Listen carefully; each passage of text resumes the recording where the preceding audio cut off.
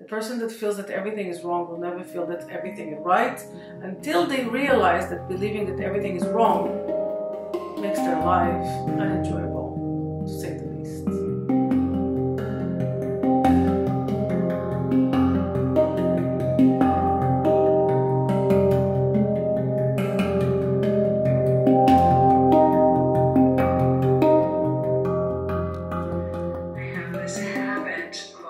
Looking for what's wrong, what I'm doing wrong.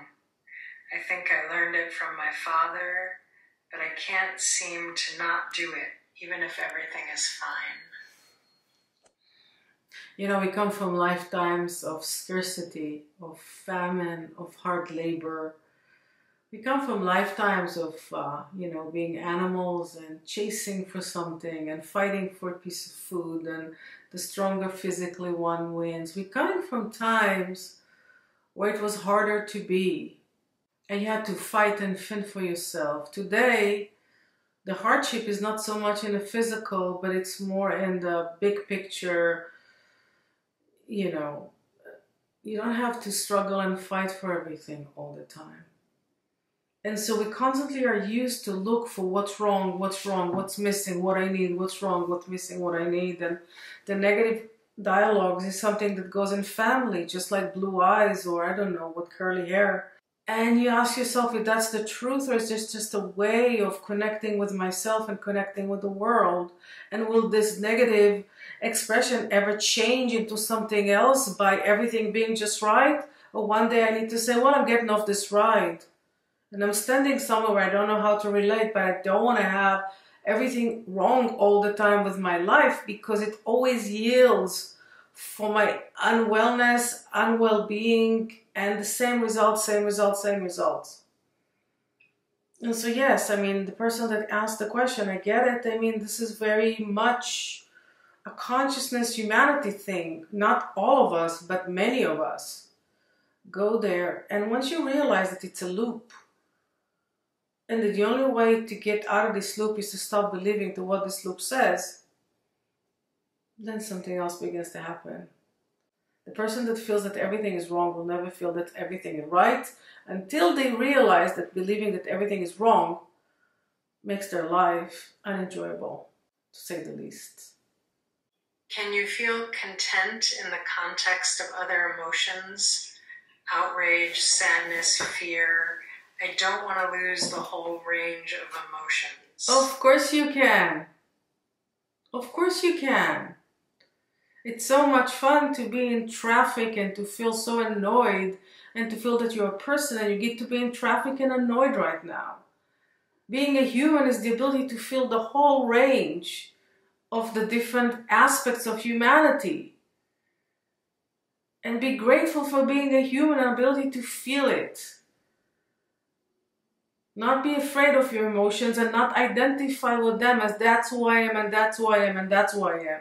You're all of it and you're none of it. As long as you feel the gratitude for being a human and understanding that you're being a human for a heartbeat. You think you might signed up here, but it's like a heartbeat. And now you get to be pissed at your neighbor. Isn't that cute? Your eternal energy that gets to get pissed at their neighbor. There's nothing weird about it and funny and interesting. As long as you never lose proportion. And as long as you're not afraid of your emotions and don't let them define you. Yeah. I'm not into feeling joy and bliss and one thing and not the other thing. I'm into working on what keeps you open, what keeps you engaged with your life, what makes you explore what else is there, not being stuck in the same stories. But let's say you're stuck in the same story and it might happen and you go, oh, here I go, stuck in the same story. Can I get out of it? No, cranky, don't want to. Okay, let's give it an hour. That kind of thing. Having an intimate, straightforward, non, oh my God, or non, I can't do anything dialogue with yourself. I always say, don't ever get stuck in dead ends without a door. So the door is detachment. It's like, okay, I'm having a crappy day and I don't want to do anything about it. You have the right to do that. Enjoy. Can you speak about the energies on the planet right now and what it is calling for us to look at personally and collectively? That is a very good question for every person on this call or anywhere to ask. What is this moment about? I guess that's another way of asking it. It's much simpler, you know, because every moment has the energetic component to it that creates this moment. I can say it in 2 words. Personal responsibility. Personal responsibility. It's not just up to them. Them don't matter anymore. It's up to us. It's up to you and you and you and you. And how we are will affect how they are. It calls to oneness. It's called to understanding that we have to find a place where we come together. Personal responsibility. I matter. My choices matter. We will never be able to save this planet through partition. And I don't care if the coming together will be economic based. I don't need it to be anything but the very basic way for it to come together. But somewhere there needs to be a key, either inspirational or financial or anything else, where we have to come together and work together, and maybe all of the above.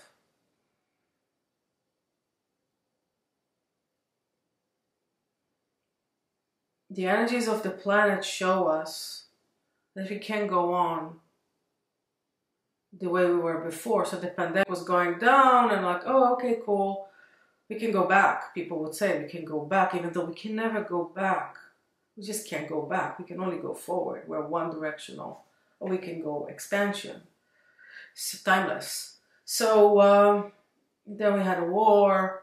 You know, there's always something, and then they're talking in the news to just make you feel better about global warming. La la la la la la la la.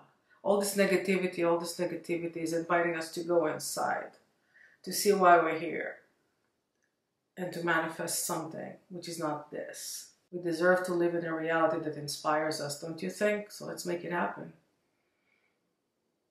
Victim or creator, which one do you want? You can only have one. Each time I ask myself, why am I here?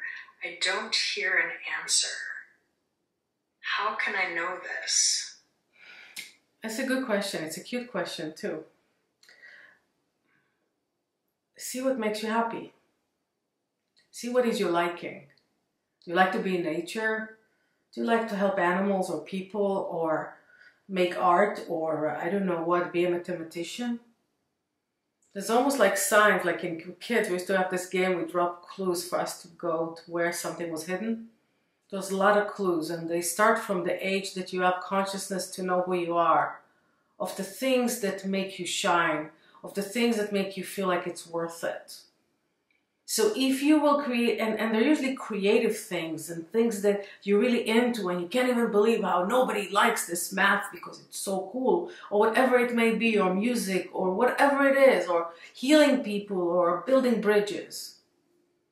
That thing which makes you feel like it is so, so interesting and is so intriguing and you can't stop from learning it, is why you're here. Just go for it. Make it worth it. Let yourself shine by creating that which makes you feel so fulfilled while you create it. Great question. I believe we have time for one more, maybe, if you have it, Michelle. A lot of events in the world right now feel divisive. What can we be doing to bring harmony to the planet? Each one of us, when we can connect with our expansion, then we can bring this energy of oneness here that might light a light on conflicts. It is a time that calls, like I said, for personal responsibility and for people stepping up and creating the world they believe in. If you do have a specific role, like a doctor, like, I don't know, a peacemaker, like whatever it may be, you already know your role and you're doing it. But even if you don't feel that you have a specific role assigned, we really heal the world with our presence.